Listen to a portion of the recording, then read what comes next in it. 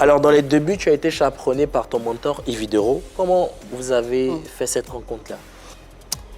C'est une longue histoire, voilà. On s'est connus en France. C'est d'elle dont tu parlais Oui, je voulais vraiment pas prononcer son nom. Voilà. Avec un grand soupir. Parce que, voilà, tout simplement. Pourquoi? Mais c'est pas une réponse parce que voilà. Truc qui va pas. Tout à l'heure, tu parlais d'elle, tu disais la personne qui m'a introduit dans le milieu. J'ai tourné avec elle, qui m'a influencé. Oui, j'ai dit ça. On avait envie de faire ça. Et tu peines à prononcer son nom. Oui, au jour d'aujourd'hui, je me dis que je ne peux pas prononcer le nom de cette personne parce que je ne reconnais pas la personne aujourd'hui. Voilà, donc je ne sais pas si elle va aimer que je prononce son nom. Tu la reconnais pas, ça veut dire quoi? Qu'est-ce que tu entends par tu la reconnais pas? Parce que hier, elle était vraiment ma petite sœur. Hier. Et aujourd'hui, elle est? Et aujourd'hui, je ne la reconnais pas. Elle est qui pour toi? Tu la reconnais pas, tout simplement? Non, tout simplement. C'est quand même une grande dame de l'humour en Côte d'Ivoire, donc de la culture ivoirienne. Bien sûr. Ça serait un peu déplorable ou pas très conventionnel sur un plateau de dire que tu la connais pas, d'autant plus que toi-même, tu as travaillé avec elle. Tu as aidé quelque part. Bien sûr, beaucoup aidé. Quand je dis je ne la reconnais pas, parce qu'elle ne me reconnaît plus. C'est-à-dire, on ne comprend pas tout. Attends, tu ne la reconnais pas, ça veut dire qu'elle a changé. C'est-à-dire qu'aujourd'hui, elle n'est pas celle qu'elle était avant. Voilà. Qu'est-ce que tu lui reproches de façon concrète? Je ne reproche vraiment pas de trucs particuliers à Yves Dero, mais tout simplement, la dernière fois que j'ai vu Yves Dero, c'était l'année dernière. Voilà, c'était l'année dernière à son spectacle à l'Hôtel Ivoire. Tu as participé? Oui. Je suis venue même pour ça. D'accord. Voilà. Et après le spectacle, elle m'a oubliée, elle m'a plus regardée. Comment? J'ai tout fait, elle m'a pas... C'est-à-dire que j'ai tout fait pour que ça soit encore... Parce que dans le travail, c'était ma patronne. Voilà. Mais après le travail, c'est ma petite sœur chérie.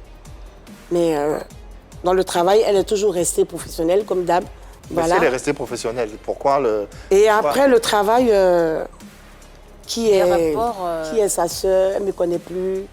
On a fini par savoir. Le bout du tunnel. Mais finalement, tu as essayé de la joindre, de parler avec elle. Après ça, oui, j'ai essayé.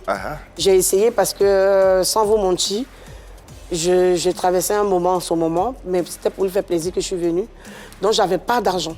Et j'étais dans une résidence et j'ai essayé de l'appeler plusieurs fois pour qu'elle puisse m'aider. Parce que j'étais là pour elle, je n'étais pas en vacances. Et rien. Et c'est là qu'elle ne répondait pas. Et il y a un ami, je n'ai pas envie de dire son nom, il m'a dit, tu sais ce que tu as fait, appelle son manager. Et tout ce que tu viens de m'expliquer, tu l'expliques au manager. Et c'est comme ça que j'ai expliqué au manager. Et le manager, j'avais bien fait d'expliquer au manager. Le manager a dit, bon d'accord, je ne savais pas que l'histoire s'est passée comme ça. Il ne savait pas. Voilà, le manager ne savait pas. Il a dit, d'accord, je vais gérer ça. Et c'est comme ça. Le manager qui m'appelle, il me dit, c'est bon, elle dit de te donner 200 000. En plus de 100 000? Plus, ouais, plus de 100 000. 300. Donc, si on veut comprendre, pourquoi la question, aujourd'hui c'est ta petite soeur, demain, voilà, moi je parle avec elle, elle ne me répond pas, elle passe par le manager, mais pour venir, c'était avec elle que j'ai parlé. Il y a eu un manque d'attention. Voilà.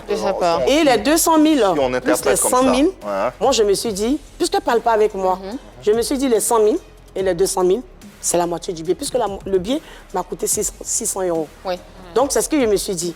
Donc, je lui envoie des messages pour le billet. Elle ne répond toujours pas. Donc, j'ai laissé. Après, je regarde dans nos messages, elle a effacé. Donc, du coup, j'ai laissé ça comme ça. J'ai compris. Puis, je suis restée dans mon coin.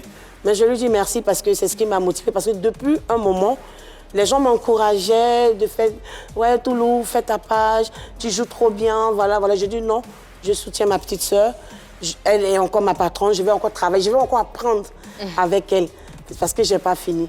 Et c'est à partir de là que j'ai eu la force de créer ma propre page. Alors, quelle image tu gardes d'elle aujourd'hui?